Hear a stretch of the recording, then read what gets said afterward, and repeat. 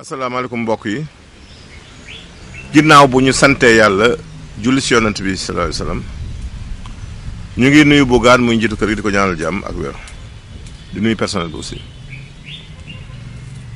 maa ngi nuyu Cheikh Mbacke Ndiaye si Pikine ak Soxna Masela di nuyu sama gañ si gay ñu ngi nuyu Asfal ba Amine si Yëmbal di transporteur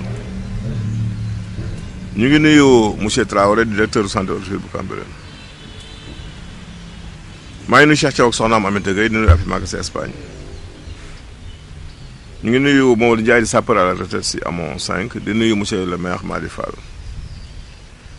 ñu ngi nuyu ñëpp daal ñëpp ñoo xam ne ñuy suivre SNTV di bëgg émission bi ñu ngi leen di ziar rawatina waa Gambie ñee si waa Amérique yi ñu ngi leen di ziar aussi Europe dañuy bañ a lim bàyyiwuñu leen ñu nekk Maroc Tunisie Gabon yi ñu ngi leen di ziar yal na yàlla dolli wér ñëpp. tey dañ ñëw si le brassica wala racea muy suppame dañ ci ñëw kii nag moom defe naa ne bu ma séparé yaakaar naa ne njóobeen damay dal dem wut ko di ko jaay suppame moom waxuma la am daal mbiri lu si loo si natt comme xéwal rek mi ngi si wàllu wér-gu-yaram xam nga dafa am ñeenti vitamines yu suppame am muy vitamine A vitamine B1 vitamine B2 ak vitamine C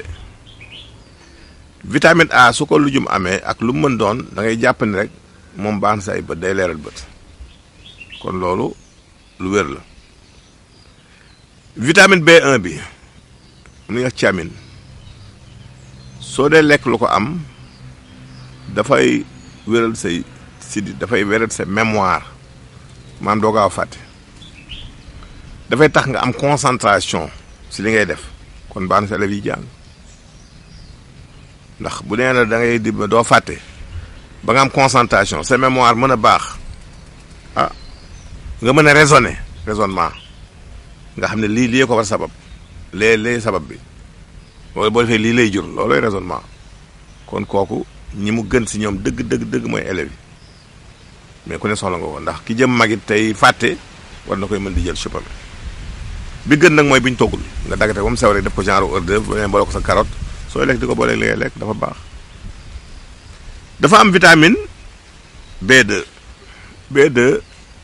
mooy contribuer à la libération de l'énergie xam nga nit pour nga mën a liggéey da ngay am li ñuy wax énergie moo lay jox doole ba nga mën liggéey booy liggéey te doo sonn la lay dimbali boo doo sonn loolu énergie. vitamine B2 daf koy joxe nan la koy joxe xam nga bu si benn réaction muy facilité réaction bi mooy lan mooy dégradation wala ñuy wax oxydation ndax boo lekkee suukar seen sa yaram nga noyyi oxygène dugg nga loolu ànd oxygène bi bu àndeek glucose ba bu ñu dajee maanaam oxygène dafay tasaare glucose suukar si mu jox la lan mu jox la gaz carbonique mooy li ngay noyyi mu génnaat mooy gaz carbonique bi jox la ndox yaram da koy soxla jox la énergie boobu nag moom nga soxla pour liggéey kon loolu tax suppame baax ndax vitamine B2 boobu mooy faciliter réaction boobu muy oxydation aliment yi kon loolu jar na bàyyi xel bu baax a baax day faciliter digestion boo koy lekk da ngay digérer normalement dafa baax si yax ak sidit yi am jafe-jafe kon sooy lekk chou surtout calcium bi mu am aussi dafa lay dimbali dafay renforcer say yax yi problème yax du la gaaw a dal soo ko day jël lu bëri soo amee góom day gaaw a wér cicatrisation des plaies lu baax a xam la dafay désintoxiquer le foie day dindi xeetu saleté xeetu doomu jàngoro si restu doomu aadama dafay yeesal res da koy wéral moom suppame te it am na ay série d'études yoo xamante ni tubaab yaa ngi koy mëne yu wane ni lu baax si ulcère la gastrique bu boobaa nag da ngay jël kii nga def ko jus di ko jël avant ngay lekk mu jiitu sa biir si kàttanu yàlla dafay faj ulcère kon lii la ñu andoon si suppame nañ si delluwaat si jamono yu gën a yaatu question yi ñaar la kii daal leen dafa gént di liggéey daal liggéey